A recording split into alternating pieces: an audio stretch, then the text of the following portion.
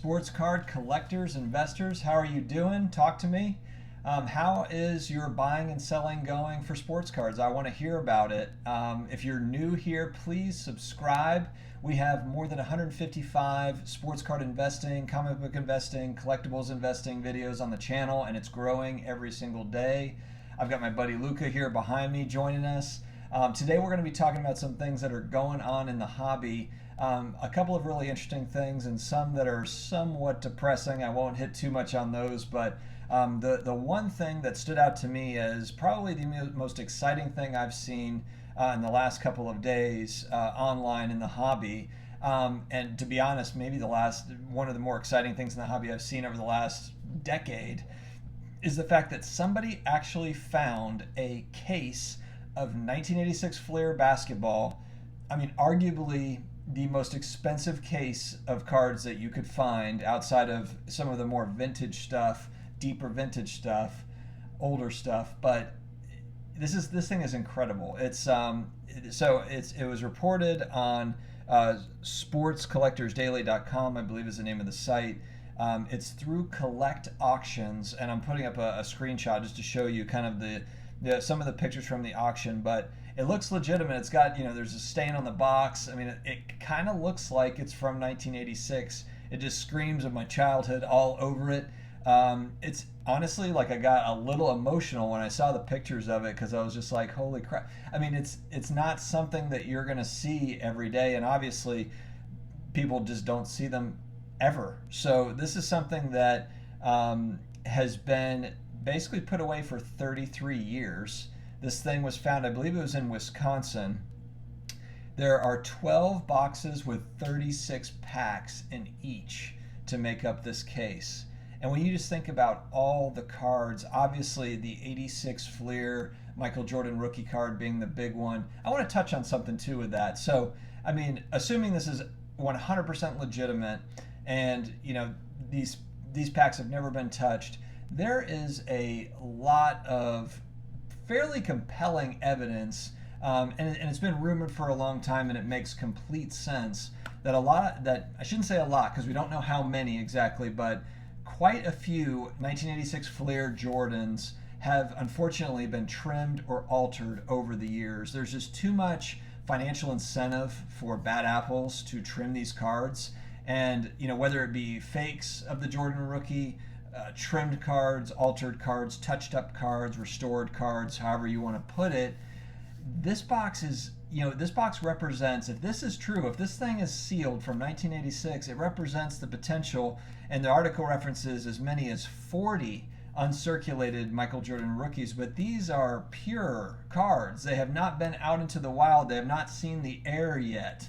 And so that part excites me a lot, because these are, we just don't know, and I think that's information that's going to come out down the road, and hopefully it's not a large amount, but I do think that somebody will get to the bottom of just exactly how many.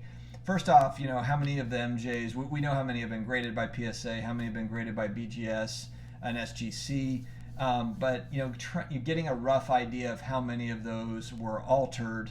I honestly, with the financial incentives, I think that criminals are crafty, and I think that they have gotten away with it on a lot of these cards, and I just hope that information does come out. And there is a lot. I mentioned blowout forums in a previous video, but they cover it quite a bit. Trim cards, and unfortunately the MJ card in this set is one that was a big target for trimmers. So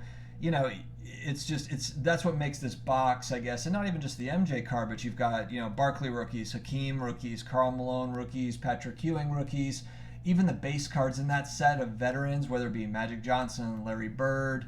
I mean, they're all very valuable.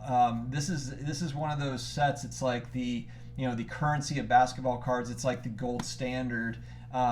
It's ridiculous just how much money it changes hands for 1986 Fleer basketball. Singles, there's not many packs and obviously boxes changing hands, but singles, look at the sales volume on singles for 86 Fleer, and it's mind-blowing. So the bid on this case is right now, and I'll put the screenshot again, I'm I'm taping this on Tuesday night. It's going to come out Wednesday, but the bid currently is over $1.2 million for this case. And then the big question is, are they going to hold it? Are they going to open it?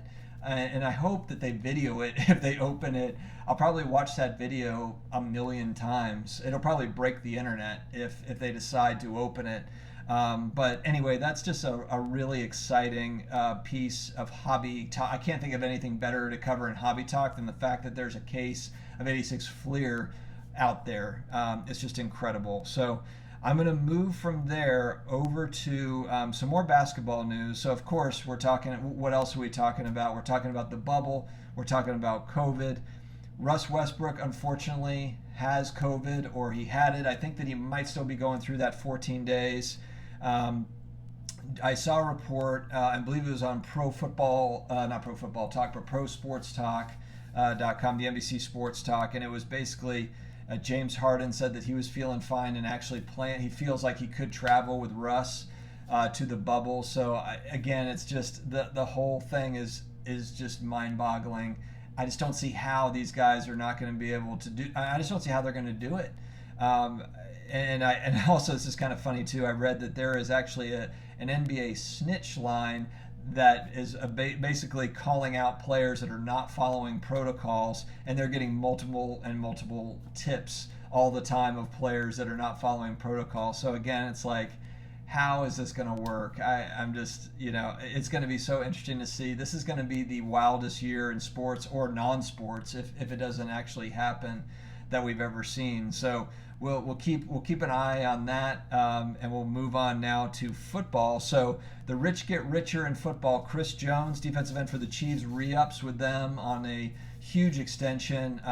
Obviously a big part of their pass rush. The Chiefs look extremely formidable next year. There's also talk, and by the time this airs, it might already be done, but the Browns are close to extending Myles Garrett, it looks like. And then as of this taping, Dak Prescott and the Cowboys have less than 24 hours to get a long-term deal done, which they've been talking about it for, 2 years, getting this long-term deal done. So now it's, do your thing or get off the pot, as they say. So we'll see what happens with the Cowboys and Dak. Is Andy Dalton going to supplant Dak in Dallas? We'll see. I don't know. So.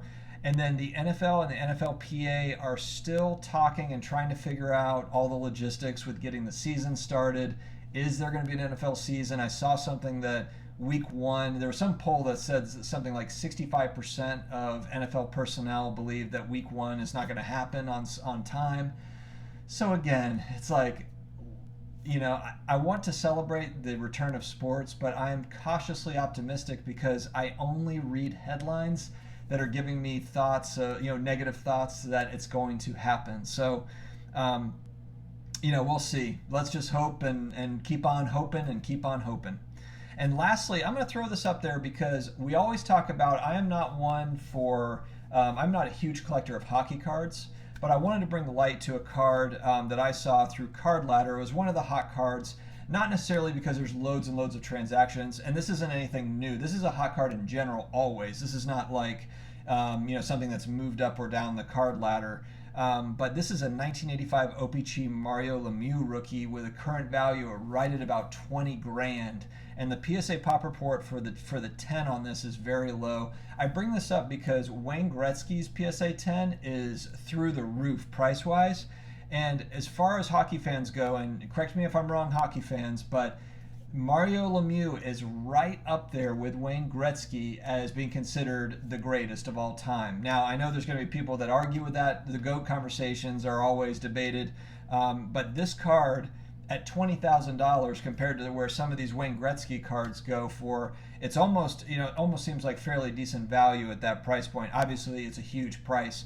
But also the pop report in PSA 10, I believe it's under 50 in existence. So we're not talking about many cards here. And so if you're a big hockey fan, if hockey cards follow this trend, that the rest of, hockey cards have risen from what I've seen, but, kind of similar to football cards. Some football cards have risen, but they have not seen the same spike as basketball cards, for example, and some other sports. So we'll just have to see. I wanted to call out that card first off because it's just an awesome card, very rare. For hockey fans, it's obviously a huge get if you can find one of these. and just wanted to put that up there as kind of a take a look at this. It's a pretty cool card. Anyway, guys, thank you for joining me for Hobby Talk episode 3. Like I said at the beginning, if you have not subscribed yet, we come out with daily sports card investing talk and collectibles investing talk and videos, and we will keep it coming as long as we can. So thank you very much for tuning in, and we will talk to you later.